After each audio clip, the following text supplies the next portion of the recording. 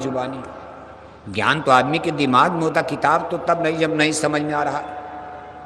लेकिन अगर आपको कोई चीज याद है तो किताब दूसरे को पढ़ा सकते हो बिना किताब के।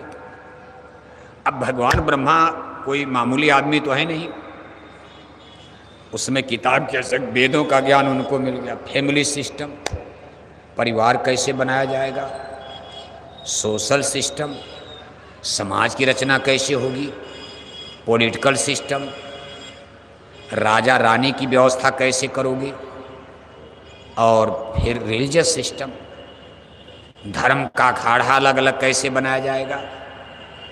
कहा ये सब कर्मों का, प्रपंच का पसारा करो। भगवान ब्रह्मा को ये ज्ञान मिला, उन्होंने स्कूल लगा दिया। इस धरती के पहले मास्टर भगवान ब्रह्मा को आदि गुरु कहा जाता। इस धरती पर उसके पहले कोई मास्टर और गुरुकुल था ही नहीं। पहला स्कूल भगवान ब्रह्मा ने खोला। जब वो मनुष्य शरीर में थे, कुछ विद्यार्थी पढ़ने आए।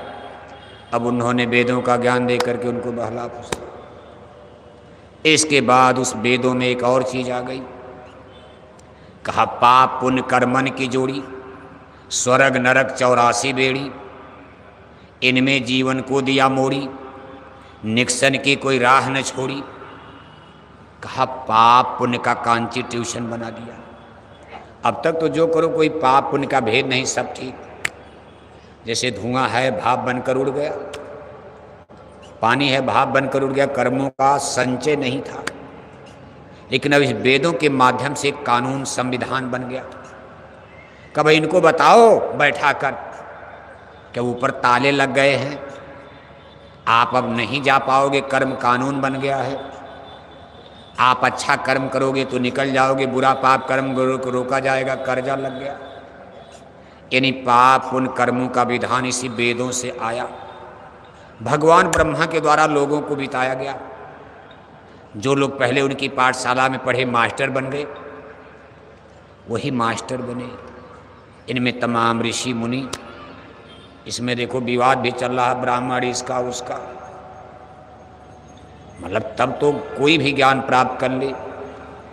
अभी ये ब्राह्मण चाहिए, इस तरह की जातियां नहीं थी, लोहे की खोज नहीं थी कि लोहार बन जाएंगे, सोना नहीं था सोनार नहीं बनेंगे, चमड़े का दूचा चप्पल नहीं बन रहा, कोई चमार नहीं है, कोई खेतीहर नहीं, कोई मजदूर नहीं। जातियां तो सब व्यवसाय के समय जो आप देख रहे रगड़ा झगड़ा, लेकिन कितनी तरतीब से रचना हुई है। भगवान ब्रह्मा का स्कूल चल पड़ा। अब जो लोग पढ़ने वाले हैं, अब वही पढ़ेगा जो सतोगुणी है, जिनके ऊपर तमोगुण का प्रभाव, वो क्या पढ़ेंगे, वो तो उदंडता करेंगे, रगड़ा झगड़ा खड़ा होगा, बखेड़ा खड़ा होगा। और चूंकि अब कर्मों का कानून बन गया है, अगर गंदा काम करोगे ये सब लाकर कहाँ जमा करेंगे, इसी पे जमा कर दो।